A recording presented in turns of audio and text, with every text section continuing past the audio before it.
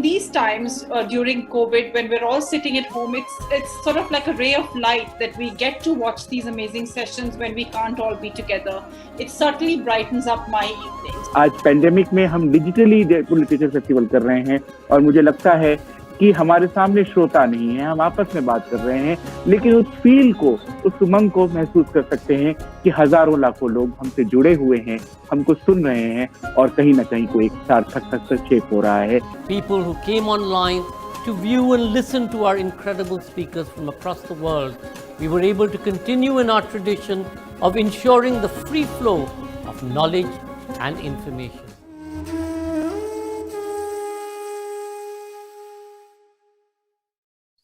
On behalf of Namita Gokhale, William Dalrymple, Sonjoy Roy, and all of us here at Team Book Arts, we welcome you to this session of the Jaipur Literature Festival online series 2021, presenting An Island. Karen Jennings in conversation with Vangmayi Parakala.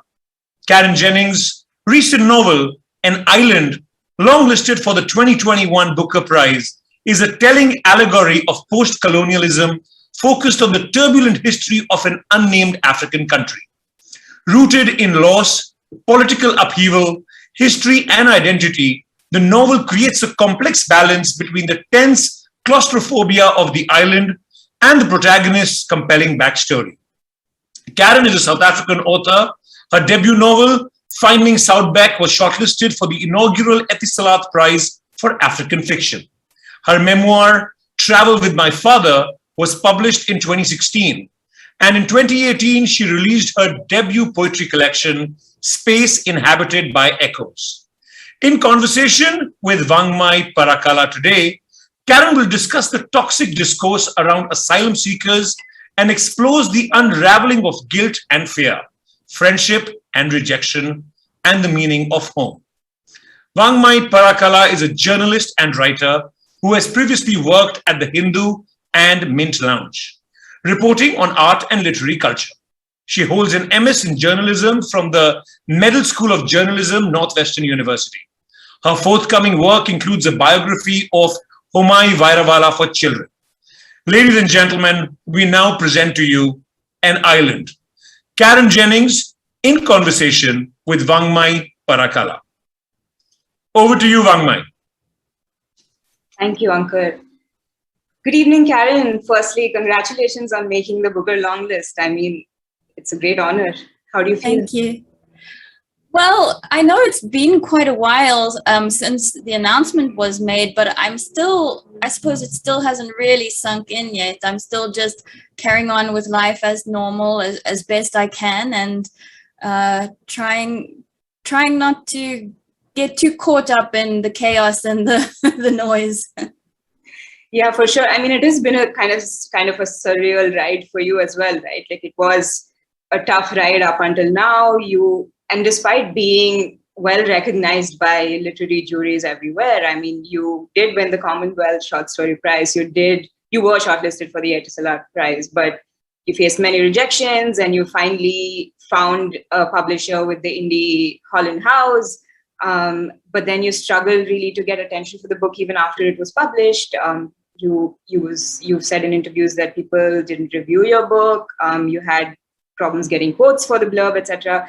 So, I mean, how does it? And I think you also mentioned initially that that a book's perceived sort of commercial viability drives these sort of decisions in various mainstream publishing houses. So I was wondering if recognitions from mainstream and big ticket awards like the Booker, you think would they make any sort of difference, or would they influence any sort of future decisions that drive the market, do you think? Well, there are quite a few questions in that one question that you're asking. In terms of, yes, the difficulty, there was a lot of difficulty, partly to do with the pandemic, which was really experienced globally in terms of publishing and limited resources, limited availability, or not really being able to get the books printed, and then people focusing on on the pandemic, people losing their jobs, not having money. There's been a lot for people to focus on. They haven't really needed to focus on literature. They've needed to focus on surviving. And that I understand. That makes perfect sense. And the difficulty of getting quotes, of getting reviews, of getting published, all of that. I suppose that's the same situation for anyone who is not already an established author. It is how it happens. It's not a kind industry. We're not nurtured and no one is holding our hands. We are compelled to suffer rejection all the time, and sometimes it goes well and most of the time it doesn't. And I've been very fortunate that this time I have gained recognition, but it certainly isn't what drives me to write or what would be my motivating force for writing. I do hope that with prizes like this, the big prizes like this, with something like An Island, which was published by a small publisher, I do hope that we will see an increase in small publishers being represented on big prizes, because they're the ones that take the risks. They're the ones that are finding the new voices. And then what happens is that the new voices who were usually rejected by the big publishers, then they've been found by the small publisher, and then the big publisher comes in and says, oh, now we're ready to have you. Now we want you. And I know that's business, but it's not a fair system. For sure. Before we kind of get into the book, really talking about the book, I was wondering, I think we were speaking about this earlier, if you wanted to read a bit. Sure. About the book itself. Sure. So this is a section, for those who haven't read the book, it's about an old man on an island, and then a refugee washes up on the shore, and they don't speak the same language. So this is just a short extract of them trying to communicate with one another. I'll also kind of show the book before you get into it. Great. This is the Picador India cover, published here in the subcontinent. Thanks. The man laughed, showing his teeth big and white. He removed his hand from Samuel's chest, used it to point at his own, then slapped his heart with an open palm as he spoke a word. He repeated it twice, slowly, each time slapping his chest. He took care to enunciate the sounds, guttural, foreign, so that in its exaggerated way it became like a performance, someone growling for a child's amusement. Samuel exhaled. He understood. It was a name, the man's name. He tried to reproduce it. He said. The man made the first sound again. The man repeated the word, nodding for Samuel to continue. But Samuel could not adapt his mouth to it. He shook his head, waved his hand in the air as though to clear it of the noise he had made. The man lifted a finger, bent down to write with it in the sand. It won't help, Samuel said. I can't read. I could once, just a little, but that's a long time ago now. I don't remember any of it anymore. Then he pointed at himself, spoke his name, and the man smiled. Sangwool, he said. Sangwool. Samuel nodded. The man gripped his shoulder and smiled again. Sangwool. Thank you. I mean, that was one of the many, many striking passages I thought in the book. A very short, kind of deceptively short book, but you've packed in so much. So, yeah. I wanted to kind of get into the book with the major sort of concern that of refugees, asylum seekers. I mean, it is a global concern now. And there's the idea of, on the one hand, being humane, giving home and a shelter and help to people in crises. But on the other hand, you also hear of counter concerns of whether whether a country would be able to really accommodate, whether infrastructurally or socioculturally, a sudden influx of people. But then there's also the other sort of primal sort of insecurity, right, of ownership, of identity, of the self versus the other, really, of, basic human sort of primal fears or insecurities. And then I feel like you explore more of that, especially with the dynamic between these two men, Samuel and the unnamed person. So I was wondering how, I don't know if I have to say easy or hard, but really how easy or hard was it to get into that as opposed to the more sort of immediate, visible, political figures versus, one another?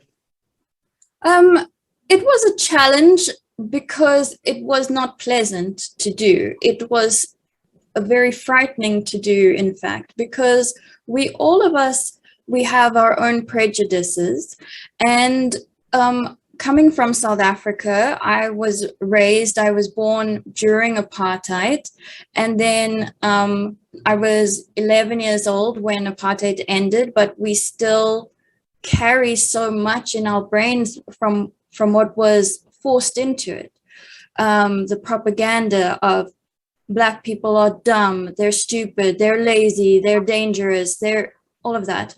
And so even though intellectually I'm aware of everything that was taught to me and why it was taught to me in a certain way when I was younger, and obviously at school, post 1994, things started changing, but we still carry some of these ideas in our mind in a lazy kind of fashion, and we will find ourselves thinking something, and then we have to stop and say, why am I thinking in that way? And that's what I really want for this novel, is that it's not just about countries and nations, it's about us as individuals looking at each other and judging each other and wanting to keep the other, whatever that other is. It can be a homosexual person, it can be a Black person or a white person or anything, or a person of a different religion, but that we interrogate why we feel that way and see, is there validity to it? No, there isn't. And how can we then stop thinking in that way and change our patterns of thought? And one of the things that gave me heart when I find myself ever thinking any kind of prejudicial thought, I always remember Nelson Mandela in his autobiography, he wrote about one of the first times that he got on an airplane, and he noticed that the pilot was Black, and he thought, I'm getting off this plane. There's no way a Black man can pilot a plane. He doesn't know how to do it. Black men cannot fly planes. And so even he had been so brainwashed into thinking in negative kind of ways. And so if even such a great man can have to stop and interrogate his thinking, I think it's something we all can do. It's interesting you mentioned this because I was also, and I'm pretty sure you've given this question that I'm going to ask you a lot of thought, but you've not mentioned the race of anyone anywhere in the book. You've written an island almost like an allegorical sort of fable-ish kind of story where you can't locate really anything to any one specific place or race. And even when you really describe the physical features of either Samuel or his later wife in somewhere in the middle of the story, or even when you're describing the man who washes up on the island, the descriptions like the one you read out also have really nothing to give away any sort of race or nationality. I was wondering, in doing that, are you informed in any sense by the sort of controversies that keep coming up nowadays? Like, for example, there was the whole issue of the book American Dirt, which was written by a white woman, but it was the story of a Mexican person and their experience. And there was also, and it led to a whole host of sort of commentary on Twitter with the whole own voices hashtag, I think. And this hasn't escaped even people who have been at the forefront of sort of anti-apartheid or been against racism. Like, for example, a person from South Africa, a white woman, Nadine Gordimer, a Nobel awardee, someone as big as her. Also, I think, if I'm not mistaken, sometime in the late 90s or the early 2000s, was brought under fire for a book that she wrote sometime in the 80s, July's People, sorry. But I was wondering if all of these sort of concerns, and you yourself being a white South African woman writer, does this kind of inform the way you tell these stories in any way? Like, is it at the back of your mind at all?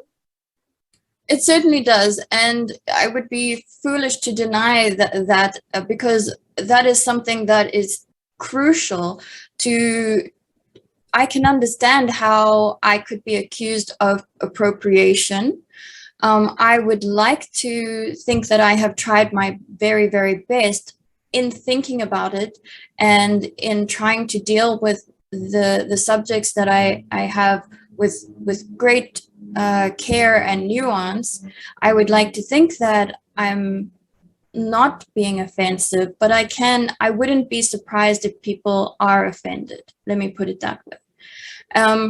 And I certainly wouldn't be offended by someone being offended. But I did put a lot of care and thought into it. I didn't want to represent any one nation or one group of people in a specific way. That's also one of the reasons why the refugee doesn't speak, because I didn't want to be putting words into his mouth, speaking on his behalf. The other thing is that being white and being South African and African, I can't help it. I am white, and Africa, South Africa specifically, is my home. But there is a huge, huge past behind me that includes my ancestors and various other white people, that is a history of violence, of appropriation, of indignity. And so for me, it's very important. I'm trying to understand what is my place then in my country, in this continent. And so all my writing is really an experiment trying to find where I belong, and trying to understand this place as it is and as history has made it. So I really am not trying to take anything for myself and claim that it is mine. So, yeah. Speaking of, your sort of identity, you coming into your writing, per se, what struck me when I was reading the book was that it is shocking, really, in its silences. There is the very powerful quiet of the island. There is not much going on. You can feel the sense that it's not populated. There's only this one person, and his chickens and the crabs that come up, and unfortunately some of the bodies that wash up and whatever he does with it. And yet, everything that can go wrong with civilization and really the world at large is so uncomfortably close because really of his mind and the way you bring in his reflections. And separately, when I was reading up one of your interviews, you did say that you also kind of went through a phase of isolation, of kind of being on your own, especially when you were in Brazil, when you moved to Brazil to be with your husband. I was wondering if that experience really had any sort of influence on the way you wrote Samuel's self-exile on the island? Yes, it certainly did. It was a very, very difficult time of my life. We had just moved to Goiânia, which is in the middle of Brazil, and we didn't know anybody. And my husband went off to work every day, and I was home alone in an apartment on the 17th floor of a very, very tall building, and all around us were equally tall buildings. And I didn't know anyone. I wasn't locked in the apartment or anything, but I wasn't encouraged to leave because I would get lost, I would get mugged, I'd get raped, it wasn't safe. And I didn't know anyone, I didn't know where to go anyway. So I was just in the house or in the apartment, and it was incredibly lonely. And I began to feel like I was in my own little island up there in the sky, really, looking out and seeing all these other little islands. And yeah, it was a very, very difficult time. And I even at times remember almost feeling cross when my husband would get back from work, because even though I was so lonely, he was invading that loneliness. He was coming in from outside, and I wanted to keep it pristine and for myself. Do you want to, I don't know, would you want to give away any part of how you might have equated that with Samuel's experience to anyone who's watching, if they're interested in how you've tackled the subject of that gap between the loneliness and not wanting anyone? Yeah, I think that there is something very bewitching about loneliness and having your own space and running that space in your own way. You put the mug there, you do this at a certain time, you know your routine, and then someone comes into that and they threaten to upend it. They might not put the mug where you want the mug to be. They might not want to, I don't know, wash the dishes at exactly 10 a.m. or whatever. It's just, so there is a sense of control. And I think that that's what we all experience to a certain extent within our house or within our neighborhood, and then extending further within our country, that we don't want someone coming in and threatening what we have established, whether it be our routine or whatever it is, but that thing that makes us feel safe, we don't want that threatened. So speaking of how Samuel really, acts out exactly what you're describing right now, he's obviously a very flawed character. He is quite unlikable because, you go into really all of the things that he's done, or, his life arc.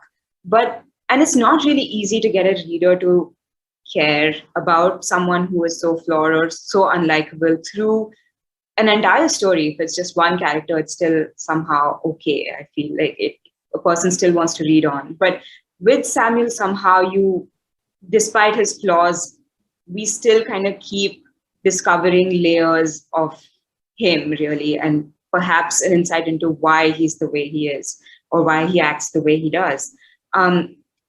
So he's obviously bitter. He's alienated himself from everybody he knows. I was wondering, though, when you were writing this, how you managed to probably keep a sense of objectivity when you were writing such a character. And if at all, was the objectivity even important in writing such a complex and difficult sort of person? I'm not sure how much objectivity there was, and I'm not sure how unpleasant I found him. Yeah. I quite liked him. Yeah, in fact, I think that's kind of where I was getting at, because on paper he might seem full of flaws, but when you read more about him, when you're like really peeling back the layers as you go on, you want to keep peeling back those layers, because on the face of it, I wouldn't really want to be his friend, because he can't really, I don't think he can be a part of, and rightly in the book as well, like he can't be a part of more than 3 people or 4, in a room maybe, but yeah. So I think with Samuel, he's a person who has been seriously impacted by the weight of history. And I think so many of us have. This is just perhaps more magnified. And not one of us is perfect or always a good person or always makes good decisions. And I think that really what he is, he's a man trying to find his place in the world. And from his earliest memory, living in a lovely valley with his parents, and then the colonizers coming in and chasing them away. And since that moment, trying to find where he belongs in the world. And he finally finds it on the island. But in this kind of tragic and depressing way. So I feel sorry for him. I understand him, but then I spent a lot of time with him. And those are the kind of people that interest me, is flawed people who have made mistakes, terrible mistakes, but it's to try and understand what drives them, what makes them, what has made them behave in that way or think in that way. Right. I think this is just something that's kind of striking me, but I think we all know the quote, "No man's an island," Donne's poem. But the other, I think the second or the third line goes that, "But every man is a piece of the continent," or something. I'm really paraphrasing, but was that at all really sort of in your mind when you kind of wrote the book? Because it's no, yeah.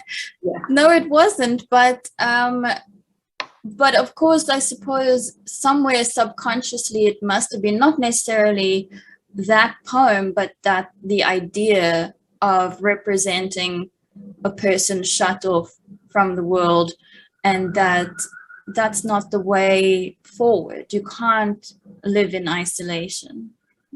Right, for sure.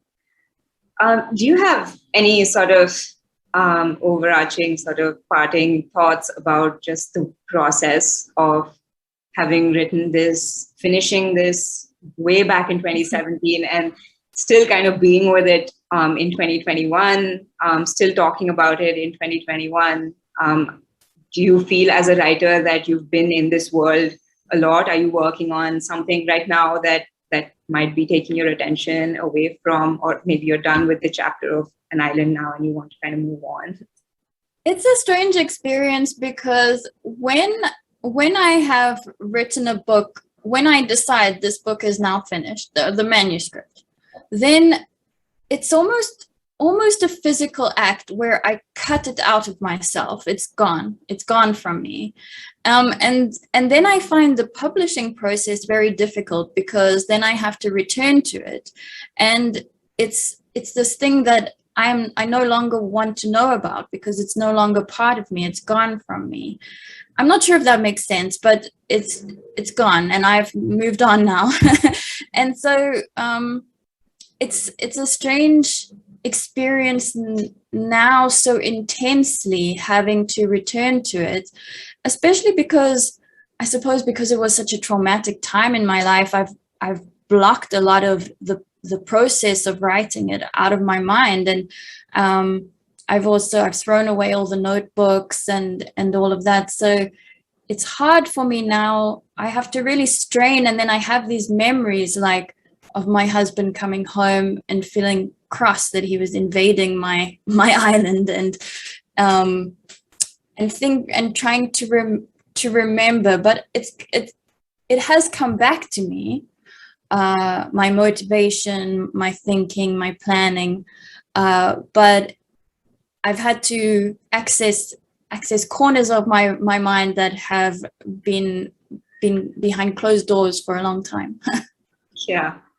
I just want to kind of take some audience questions, if that's okay. Sure. Some are coming in.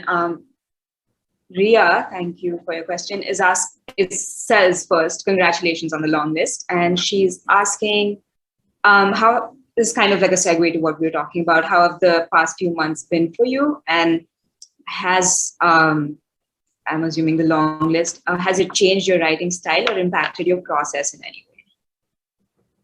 Well, I don't know yet because I haven't written a word since since it was announced, and I wouldn't want to write in this kind of, I'll call it a moment, in this moment that I'm experiencing. I don't think I would be able to do so in a natural way. I think there would be too much weight on my shoulders. So no, I have no plans to write immediately, but once the noise has quietened down, then I will write again, and then let's see. I suppose we'll have to just wait and see what happens. Is there something that you're working on that you'd like to talk about? There's a manuscript with my agent that I do need to look at, but I'm not really ready to look at it at this point. So yeah, we'll see when my brain is feeling ready, then I'll go back to it. I just want to pick up on that last thing that you mentioned about an agent, because I'm assuming that is a new sort of development. Yes. The one sort of celebratory, actually many celebratory sort of posts about your being longlisted were, one, the fact that it was an indie publisher who published you, and two, just your journey really sort of resonating with many authors, many writers who don't have agents, and they were kind of excited that, that you got your due recognition despite not being connected in that way. So I was wondering what changed and how did this happen? Well, I don't want to disappoint anyone, but I did have an agent before, but he didn't have really the time or energy or enthusiasm for doing anything with an island, and so I left him. But that was after I'd already signed with Holland House. So I found Holland House and I asked my agent to submit to Holland House, but so my agent was really not involved in any way. And then after that experience with that agent, I decided that I didn't want another agent. It was just too unpleasant. But then with the long listing, within a couple of days, we were so inundated with requests for the film rights. So it was really about the film rights. And I didn't have any idea about how that kind of thing works. And I still own the film rights, so I was in charge. So I had to try and figure out what to do. And I met with a wonderful, wonderful director from South Africa, and I was so keen to work with him, but he said, you really should get an agent who knows about these things. And my publisher was also saying, you need to get an agent. And I just thought, oh, I don't want to. But then just because of the film rights, I thought it was necessary, and that's why I got one. Well, congratulations again. Thanks. Before I really end our conversation, I wanted to ask you if you have any other, other than your own, any other favorites from the other books on the long list. Have you read any? What do you think of the ones that you've read, maybe, or any other authors that you've been kind of reading? I'm going to make myself look terrible, but I don't know who is on the long list with me other than Ishiguro. Obviously, I know that, and Damon Galgut, because he's also South African. Because I have tried to keep myself separate from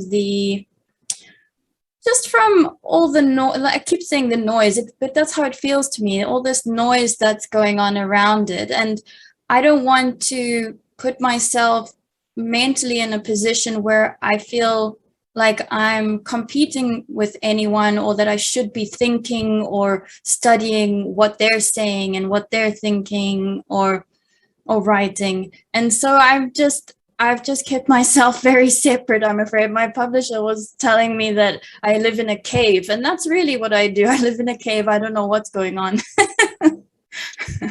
Well, regardless, this is big news, and I only hope, given how your book really just was outstanding a read, that there are just many more laurels to come. Thank you for being in conversation today with me, and thank you JLF for organizing this and for having us talk about Karen's wonderful book, An Island. I'm just going to show it just once more because the cover is also actually quite fascinating, because it looks like a man's face, kind of. But yeah, thank you, JLF, and thank you, Karen. This was wonderful talking to you. Thank you so much. Thank you. Thank you. Thank you so much, Karen and Vangmayi, for such an incredible conversation. And thank you all for being a great audience. If you enjoy watching our sessions, please leave a like on our videos. It helps in bringing more new content to you. Subscribe to our channel for more sessions like this, and click the bell icon to stay up to date on any new videos we release. JLF London at the British Library will be presented from 24th to the 26th of September. Please register to receive information and to be able to watch the fabulous sessions that are in store for you. We would like to hear more from you on all these sessions that we showcase. So please do leave us a comment in the comment section. Good night.